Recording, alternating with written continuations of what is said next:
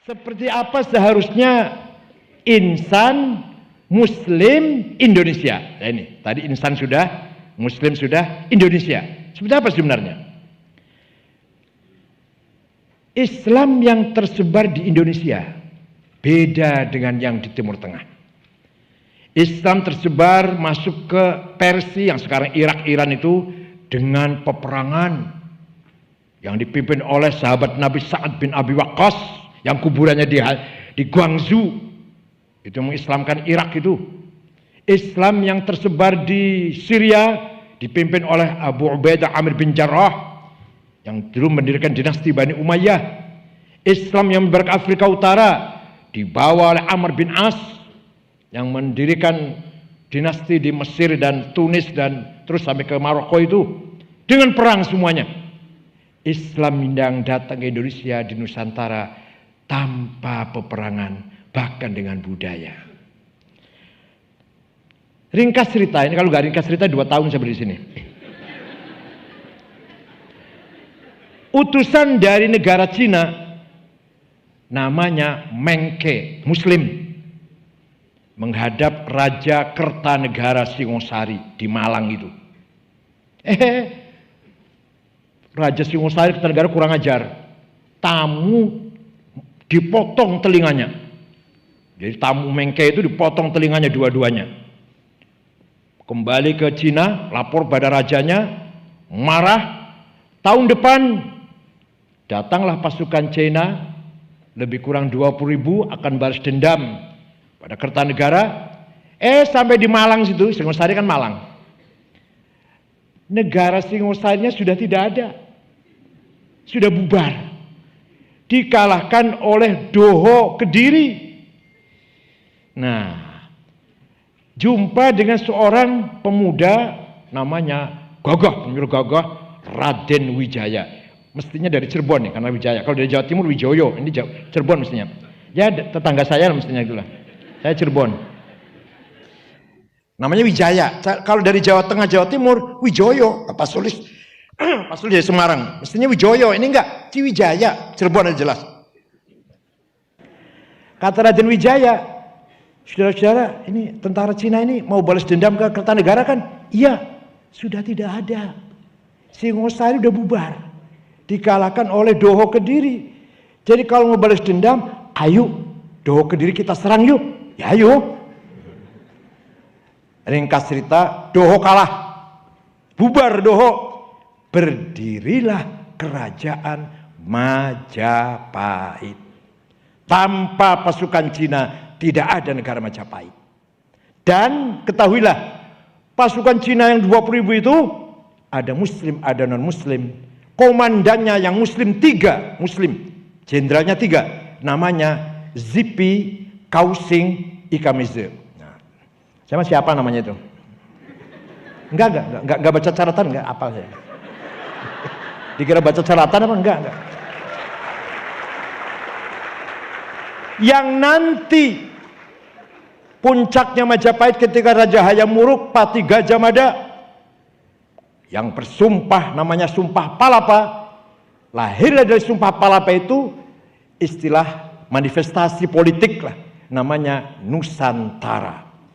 Beliau ingin menyatukan kepulauan Nusantara ini sampai Filipina Selatan, sampai Sri Lanka, sampai Thailand tuh, ingin menjadi semuanya satu Majapahit. Itu Sumpah Palapa. Itulah yang menginspirasi Sumpah Pemuda tahun 28. Dari Sumpah Pemuda sebagai manifestasi politik bangsa, satu nusa, satu bahasa, satu bangsa, lahirlah Proklamasi 7 Agustus 45 NKRI. Kalau kita urut ya, tanpa ada 17 Agustus 45 tidak akan ada negara baru Indonesia. Tanpa Sumpah Pemuda tidak ada semangat satu nusa, satu bangsa, satu bahasa. Tanpa Sumpah Palapa tidak akan ada Sumpah Pemuda. Tanpa Majapahit tidak akan ada Sumpah Palapa. Tanpa pasukan Cina tidak akan ada Majapahit. Artinya tanpa pasukan Cina tidak ada Indonesia.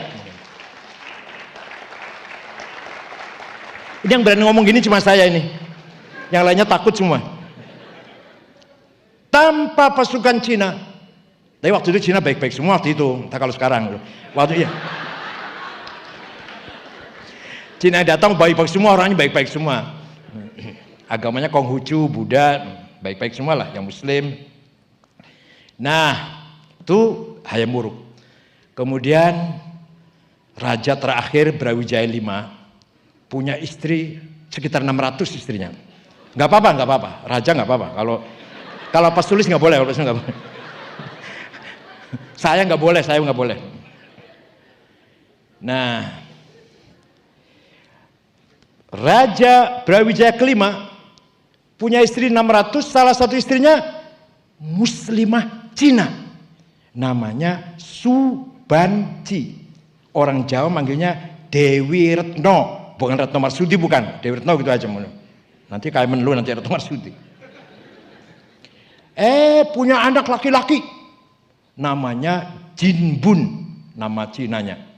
Maklum ibunya Cina paling nakal lah, maklum ibunya Cina jadi paling nakal sendiri tuh. Tidak disenangi oleh keluarga kerajaan, dia minggat keluar di kerajaan Trowulan itu, Mojokerto, lari atau berangkat ke jalan ke timur, masuk Ampel Denta.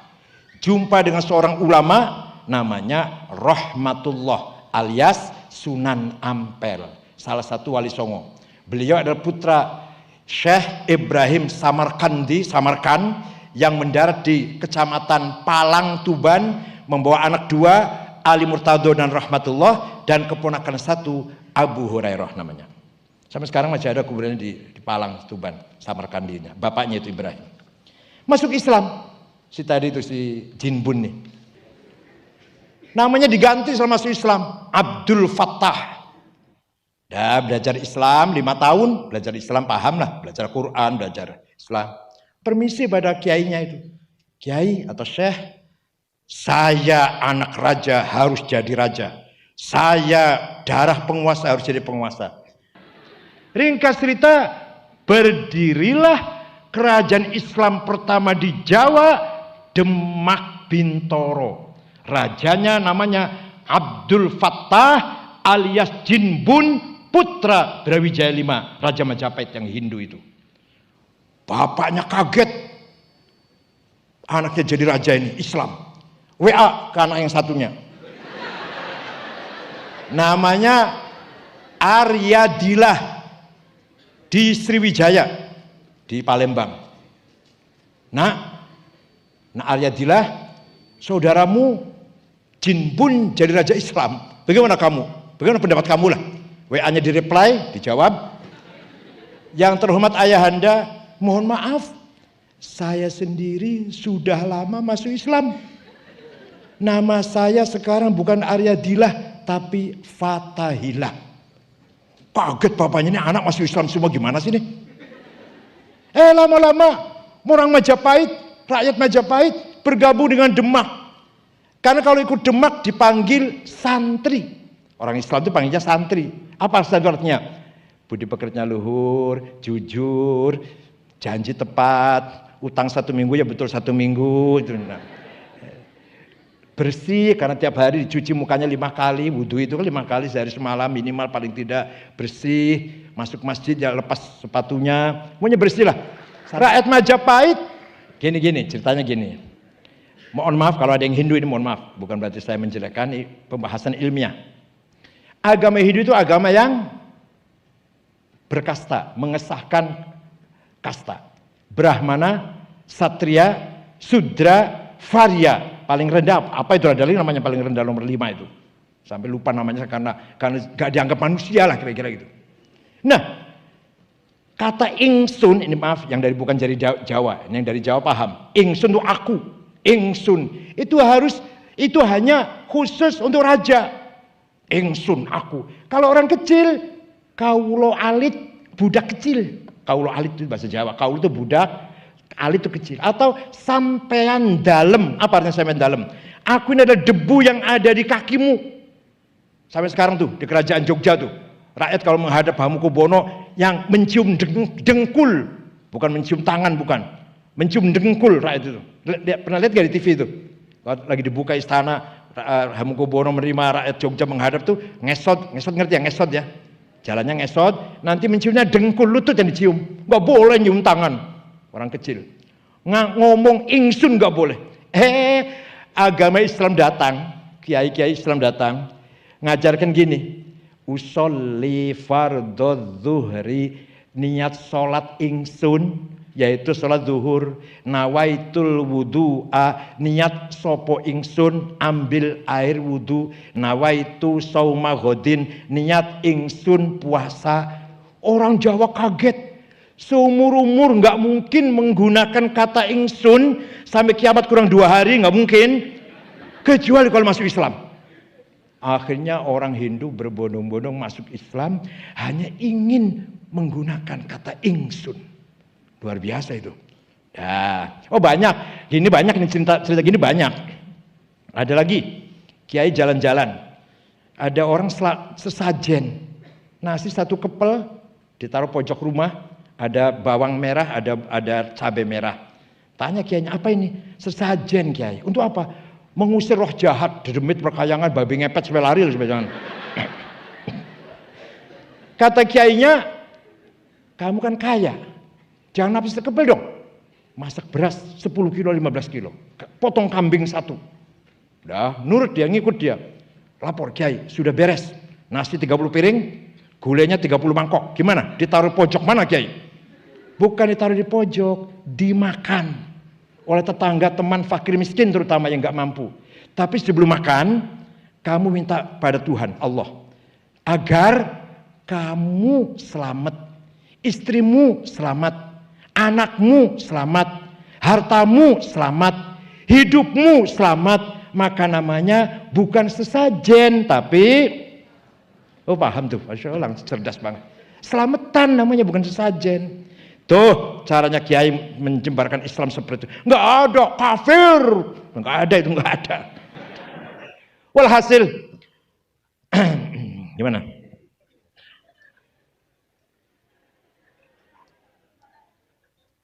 Muslim Indonesia, tadi kalau Pak Muldoko kan dari sisi politik ya, harus Muslim Indonesia harus mengamalkan 4 poin yang ada di lobby itu.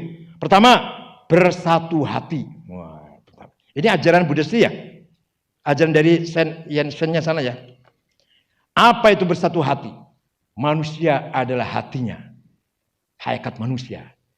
Di dalam hati ada yang paling penting, namanya intuisi.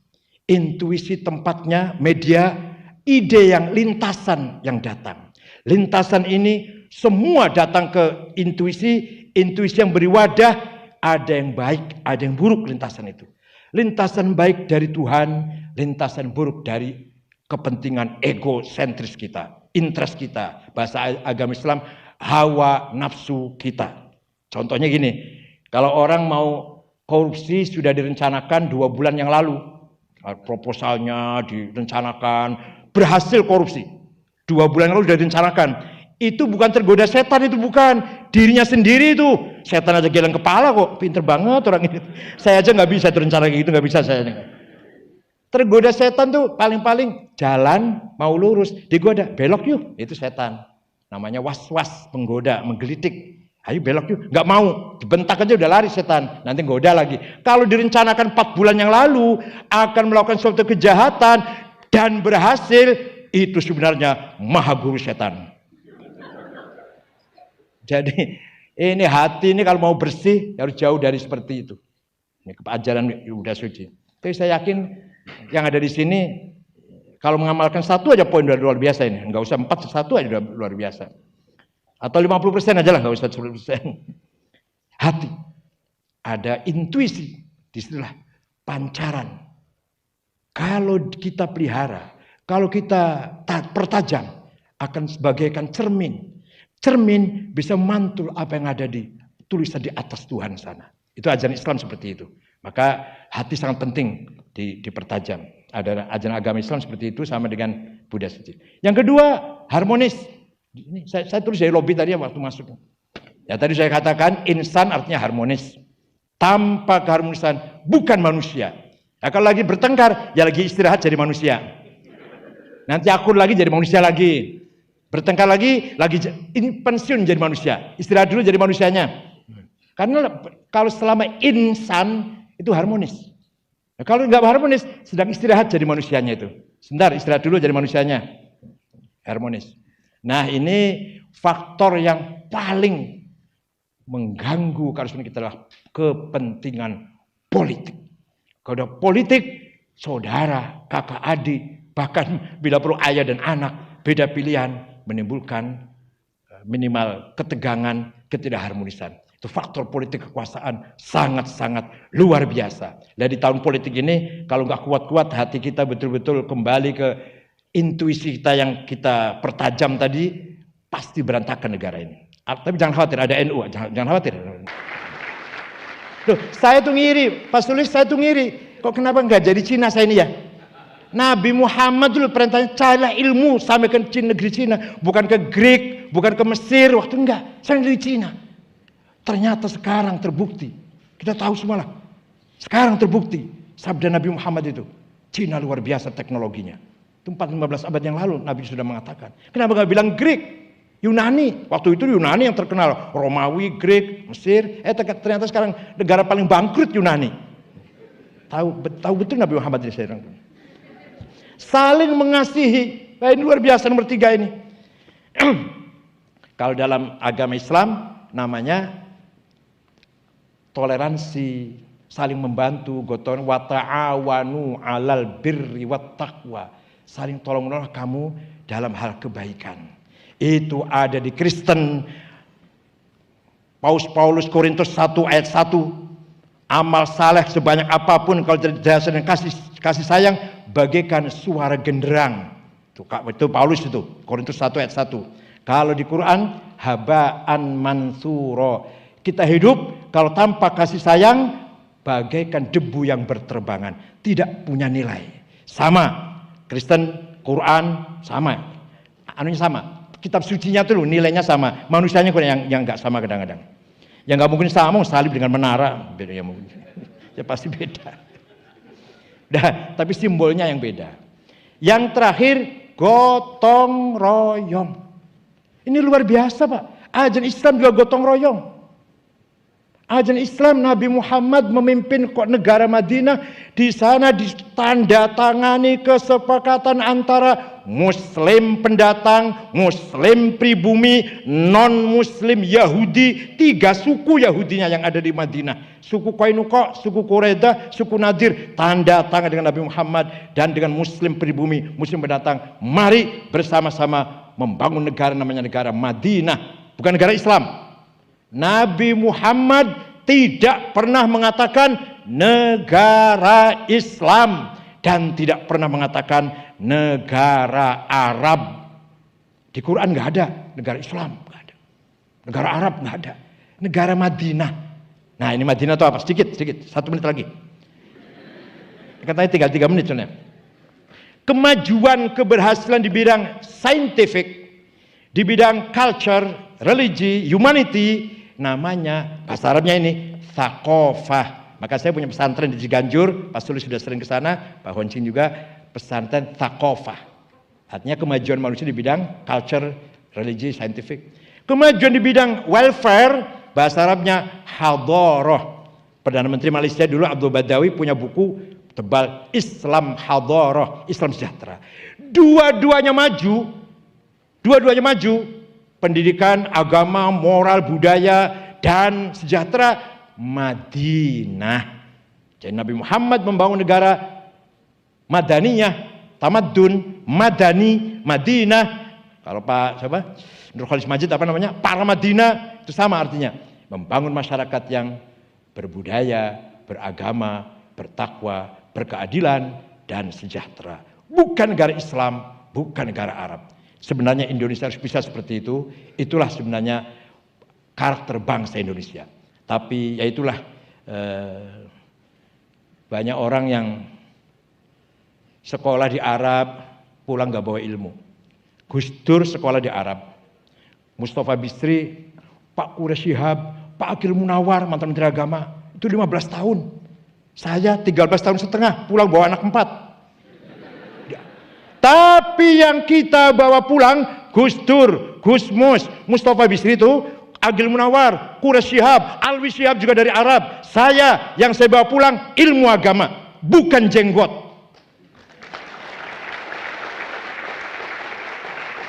Begitu pula yang kuliah di Amerika, yang di Australia, di Eropa, pulang jangan bawa budaya mereka.